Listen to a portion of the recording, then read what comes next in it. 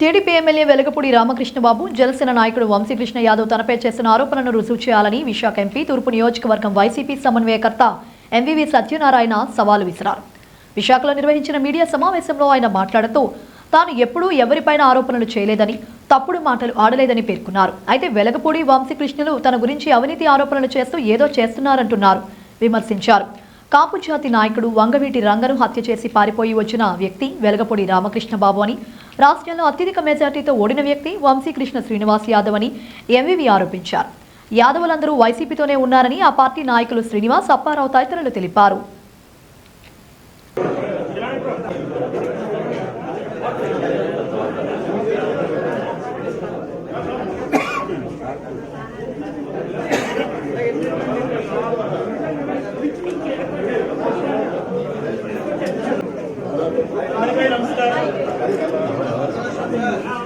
ఆలోచించుకొని విమర్శించాలి.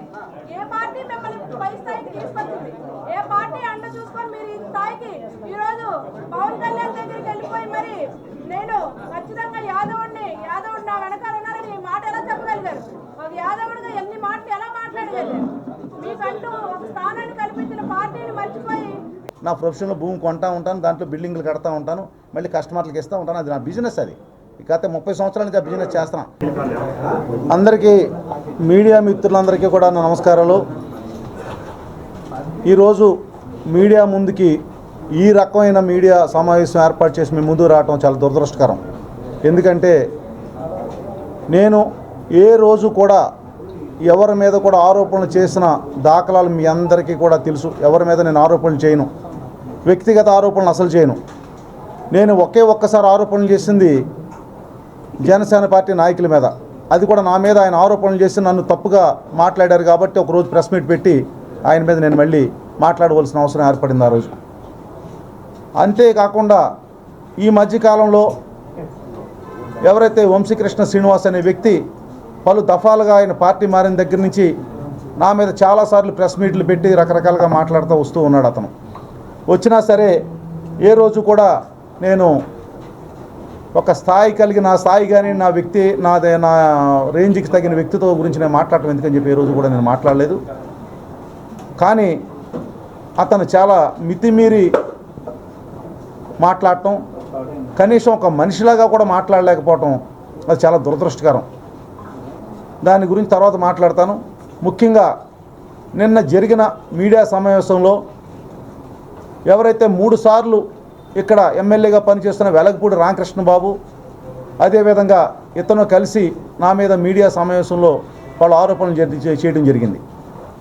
సరే, ముందుగా ఈ వెలగపూడి విషయానికి వస్తే అతను నా మీద ఏదో నేను భూములు కబ్జాలు చేశానని, ఏదో చేశానని, ఆడు గవర్నమెంట్ వచ్చిన తర్వాత ఏదో నన్ను ఏదో చేస్తానాడు.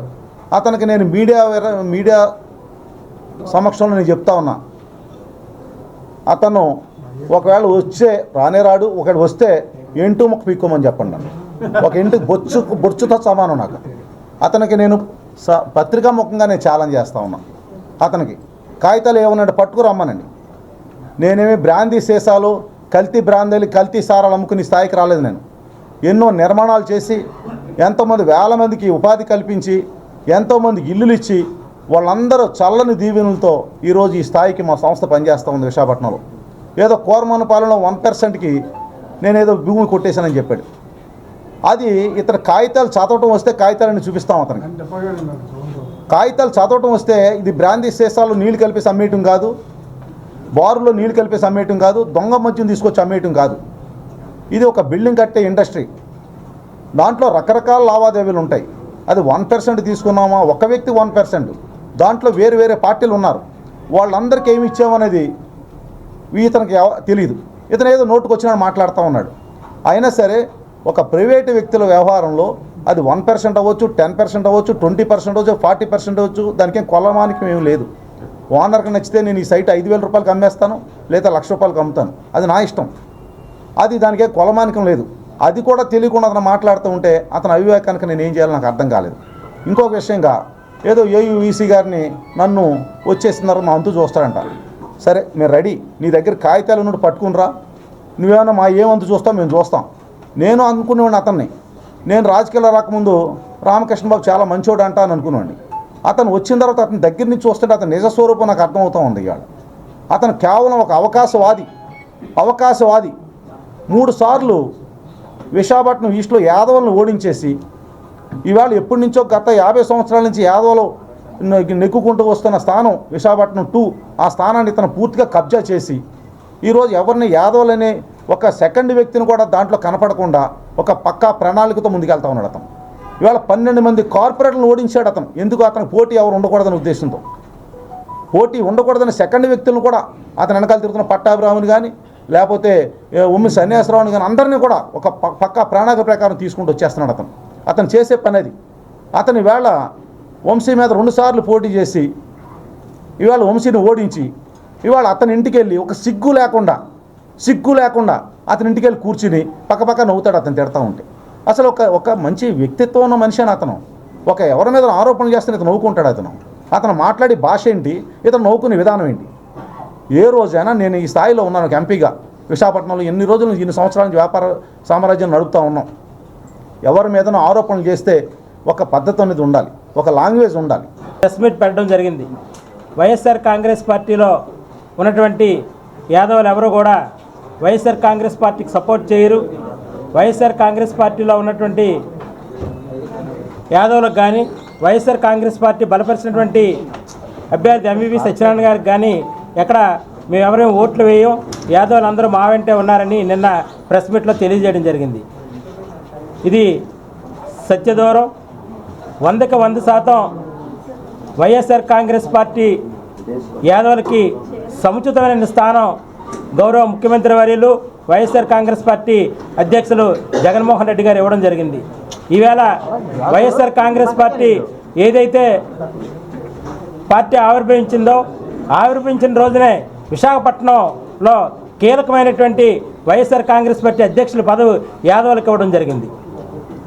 విశాఖపట్నంలో వైఎస్ఆర్ కాంగ్రెస్ పార్టీ పునాదే యాదవులకు అధ్యక్షులతో స్టార్ట్ అయినటువంటి గొప్ప ముందు చూపుతో యాదవులకు సముచిత స్థానం ఇవ్వాలని గౌరవ ముఖ్యమంత్రి జగన్మోహన్ రెడ్డి గారు ఈ పార్టీ అధ్యక్షుల పదవి విశాఖ జిల్లా పదవి యాదవులకు ఇవ్వడం జరిగింది. అంటే అంత ప్రాధాన్యత ఇవ్వడం జరిగింది. అక్కడి నుంచి 2014లో కానీ 2019లో కానీ ఒక సముచితమైనటువంటి స్థానం తూర్పు నియోజకవర్గంలో యాదవులకు కేటాయించడం జరిగింది. అందులో భాగంగానే ఈవేళ ఒక గృహిణిగా ఉన్నటువంటి నా భార్య అయినటువంటి శ్రీమతి గొలగాని హరివెంకట కుమారిని ఒక బీసీ ఎస్సీ ఎస్టీ మైనార్టీ కులాలకు చెందినటువంటి మాలాంటి చిన్న ఫ్యామిలీ నుంచి వచ్చిన వాళ్ళు ఈవేళ భారతదేశంలోనే సస్యరక్షణలో 4th ర్యాంక్ సంపాదించినటువంటి విశాఖ నగరానికి మేయర్ చేసినటువంటి ఘనత, యాదవులకు ఇచ్చినటువంటి ఘనత ఒక్క గౌరవ ముఖ్యమంత్రి జగన్మోహన్ రెడ్డి గారికే చెల్లింది. మరి అదేవిధంగా ఒక ఎమ్మెల్సీ ఇక్కడ ఈస్ట్లో ఎమ్మెల్సీ, ఇచ్చాపురంలో ఎమ్మెల్సీ, ఒక ఉడా చైర్మన్, ఒక డిసిఎంఎస్ చైర్మన్, అనేకమైన డైరెక్టర్లు, 16 మంది కార్పొరేటర్లు, ఇవన్నీ కూడా యాదవులకి వైఎస్ఆర్ కాంగ్రెస్ పార్టీ అధ్యక్షులు గౌరవ ముఖ్యమంత్రి జగన్మోహన్ రెడ్డి గారు ఇవ్వడం జరిగింది. అంటే యాదవులు అందరూ కూడా వైఎస్ఆర్ కాంగ్రెస్ పార్టీ వెంటే ఉన్నారు. తప్పకుండా రేపు రాబోయే రోజుల్లో 100కి 100% ఈ జిల్లాలో ఉన్నటువంటి యాదవులందరూ కూడా వైఎస్ఆర్ కాంగ్రెస్ పార్టీకే సపోర్ట్ చేస్తారు. స్వతంత్రం వచ్చిన తర్వాత ఏ పార్టీ కూడా యాదవులకు అంత సముచిత స్థానం ఇవ్వలేదు. ఈవేళ నేషనల్ హైవే పక్కన ఒక అరెకర స్థలం ఇవ్వడం జరిగింది. నిన్నే మేయర్ గారి సూచనల మేరకు యాదవులు అందరూ ఉన్నటువంటి వైఎస్ఆర్ కాంగ్రెస్ పార్టీలో ఉన్నటువంటి యాదవులు అందరూ నెక్స్ట్ స్థానిక సంఘ పెద్దలు అందరూ కూర్చొని నేను నిర్ణయించడం జరిగింది. రాబోయే ఈ నెల ఆఖరికి 25, 2-3 తారీఖుల్లో ఆ డేట్ కూడా ఫిక్స్ చేసి దానికి కన్స్ట్రక్షన్కి శంకుస్థాపన చేస్తామని కూడా. అంటే ఇంత విలువైనటువంటి ఇంత ప్రాధాన్యత కలిగినటువంటి పదవులు గౌరవ ముఖ్యమంత్రి జగన్మోహన్ రెడ్డి గారికి యాదవులకు ఇవ్వడం జరిగింది. అదేవిధంగా మరి స్టేట్లో ఒక నర్సరావుపేట ఎంపీ స్థానం ఒక అనిల్ కుమార్ యాదవ్కి ఇవ్వడం జరిగింది. అలాగే ఏలూరు ఎంపీ స్థానం ఒక యాదవ్కి ఇవ్వడం జరిగింది. మైలవరం అత్యంత ప్రాధాన్యత కలిగినటువంటి అసెంబ్లీ స్థానం ఒక యాదవ్కి ఇవ్వడం జరిగింది. ఇది మీరు చెప్పడం తప్పు. వైఎస్ఆర్ కాంగ్రెస్ పార్టీలో కానీ విశాఖపట్నంలో యాదవులు అందరూ కూడా వైఎస్ఆర్ కాంగ్రెస్ పార్టీ వైపే ఉన్నారు. తప్పకుండా రేపు రాబోయే రోజుల్లో 100% వైఎస్ఆర్ కాంగ్రెస్ పార్టీ ఈ జిల్లాలో ఎన్ని స్థానాలు కూడా east, west, north, south, Gajuwaka, Bheemili, Anakapalli, Pendurthi ఈ సిటీకి సంబంధించి అన్నింటిలో కూడా యాదవులు, ఈ జిల్లాలో ఉన్న యాదవులు అందరూ కూడా జగన్మోహన్ రెడ్డి గారు బలపరిచినటువంటి అభ్యర్థులందరినీ కూడా మంచి మెజార్టీతో గెలిపిస్తామని కూడా మీ పత్రికా విలేకరుల ద్వారా కూడా తెలియజేయడం జరుగుతూ ఉంది. ఏదైనా వ్యక్తిగత విషయాలుంటే దానికి వ్యక్తిగతంగా మాట్లాడాలి తప్ప పార్టీని, జగన్మోహన్ రెడ్డి గారిని దీంట్లోకి లాగి జగన్మోహన్ రెడ్డి గారిని విమర్శించడం అనేది మరి వంశీకృష్ణ శ్రీనివాస్ గారికి కానీ, వెలపూడి రామకృష్ణ బాబుకి కానీ ఇది తగదు. మేము ఈవేళ వైఎస్ఆర్ కాంగ్రెస్ పార్టీ ఈ జిల్లా అధ్యక్షుడిగా వంశీకృష్ణ శ్రీనివాస్ గారికి ఇచ్చిన తర్వాత ఈ పర్యాయాలు రాష్ట్రంలో 2 పర్యాయాలు ఆయన వంశీ గారి ఇంటికి వెళ్ళడం జరిగింది. ఏ రాష్ట్రంలో కానీ గత చరిత్రలో ఉన్నటువంటి చంద్రబాబు నాయుడు కానీ, అంత ముందున్నటువంటి లీడర్లు కానీ, ఒక బీసీ నాయకుడికి, ఒక యాదవ్ ఇంటికి, మీకు ఉన్నటువంటి పార్టీలో, తెలుగుదేశం పార్టీలో కానీ, జనసేన పార్టీలో కానీ ఆ నాయకుడి ఇంటికి వచ్చిన దరిదాపులు ఎక్కడైనా కనిపించాయా? అంటే యాదవులకి ఈవేళ జగన్మోహన్ రెడ్డి 2 పర్యాయాలు ఇదే వంశీకృష్ణ శ్రీనివాస్ గారి ఇంటికి రావడం జరిగింది. అంటే అంత ప్రాధాన్యత యాదవులకు ఇస్తూ ఉన్నారు. ఈరోజు ఈ పత్రికా సమావేశానికి వచ్చినటువంటి ప్రింట్ అండ్ ఎలక్ట్రానిక్ మీడియా సోదరీమణులందరికీ కూడా పేరు పేరున ధన్యవాదాలు తెలియజేసుకుంటూ, మరి ఈరోజు నిన్న ఏదైతే జనసేన ఆఫీస్లో మరి వంశీకృష్ణ గారు మాట్లాడినటువంటి చాలా అనుచితమైన భాష మాట్లాడుతూ, మరి ఒక నాయకుడిగా 10-12 సంవత్సరాలుగా నాయకుడిగా ఉంటూ మీరు అసలు వాడడానికి, అసలు వినడానికి కూడా మరి ఎటువంటి ఇది లేనటువంటి భాషలో ఆయన మాట్లాడుతూ ఈరోజు వైఎస్ఆర్ కాంగ్రెస్ పార్టీని, అలాగే మరి యాదవులందరూ కూడా నా వెనకాతలే ఉన్నారని చెప్పేసి ఆయన ఏదైతే అన్నారో ఆయన ఒక విషయం అయితే గుర్తుంచుకోవాలి. ఈరోజు యాదవులుగా ఈరోజు మేము కార్పొరేటర్లుగా ఈరోజు మరి ఎన్నో సంవత్సరాలుగా ఈరోజు మేము ఇక్కడ పుట్టి పెరిగినటువంటి యాదవులు మేము. ఈరోజు యాదవులందరూ మీరు ఎక్కడి నుంచి వచ్చారో మీరు ఒకసారి తెలుసుకోండి అసలు దయచేసి. ఈరోజు మిమ్మల్ని నాయకుడిగా మేమందరం కూడా ఇన్ని సంవత్సరాలుగా మీ మోస్తేనే మీరు నాయకులుగా అక్కడ చలామణి అయ్యారు. అవన్నీ మర్చిపోయి యాదవులందరూ నేను చెప్తేనే ఓటేస్తారనుకుంటే మనం 2 సార్లు ఎందుకు ఓడిపోయామో మరి ఆయనే తెలుసుకోవాలి. మరి గతంలో మరి 2019లో ఎందుకు ఓడిపోయామో మనం తెలుసుకోవాలి. ఈరోజు వైఎస్ఆర్ కాంగ్రెస్ పార్టీ యాదవులకు ఇచ్చినటువంటి ఒక సముచితమైన గౌరవమైనటువంటి స్థానం ఈరోజు జగన్మోహన్ రెడ్డి గారు వైఎస్ఆర్ కాంగ్రెస్ పార్టీ ఇచ్చింది.